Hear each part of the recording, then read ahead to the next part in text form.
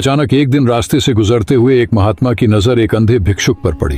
भिक्षुक रोते हुए बार बार भगवान को पुकार रहा था, हे प्रभु, काश मुझे भी आंखें मिल जाएं, मैं भी आपकी बनाई इस सुंदर सृष्टि को देख पाता। महात्मा उसके पास गए। उन्होंने शांत मन से आकाश की ओर नजर उठाकर प्रार्थना की, हे प्रभु, इस दीन पर अपनी कृपा बरसाइए। क्षण भर में उस भिक्षुक की आंखों में रोशनी लौट आई। वह खुशी से महात्मा के चरणों में गिर पड़ा। महात्मा ने मुस्कुराकर पूछा, बताओ पुत्र, सबसे पहले क्या देखना चाहते हो? भिक्षुक कांपती आवाज में बोला, महाराज, मुझे हमेशा से गायों और उनके विशाल झुंड को देखने की इच्छा रही है, बस यही मन में अरमान था। महात्मा ने कहा, तो पीछे मुड़कर देखो। जैसे ही उसने मुड़कर देखा, उसकी सांस थम गई। उसके सामने सैकड़ों गायें खड़ी थीं, चमकती हुई जैसे किसी दिव्य लोक से आई हों।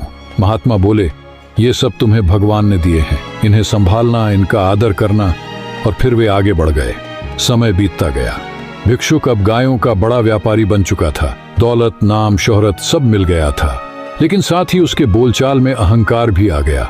कई साल बाद महात्मा फिर उसके गांव पहुंचे। उन्होंने विनम्रता से कहा, मैं एक यात्री हूं, भगवान के नाम पर यदि एक गाय दान कर दो तो मेरा मार्ग सुगम हो जाएगा।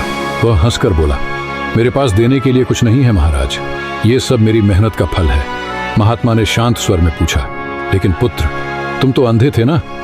वह जल्दी से बोला, नहीं नहीं, मैं तो हमेशा से ठीक था। महात्मा हल्के से मुस्कुराए और बोले, यही तो मनुष्य की फितरत है। जब भगवान की कृपा मिलती है तो सबसे पहले इंसान अपनी औकात भूल जाता है। ये सब तुम्हारा इम्तिहान था।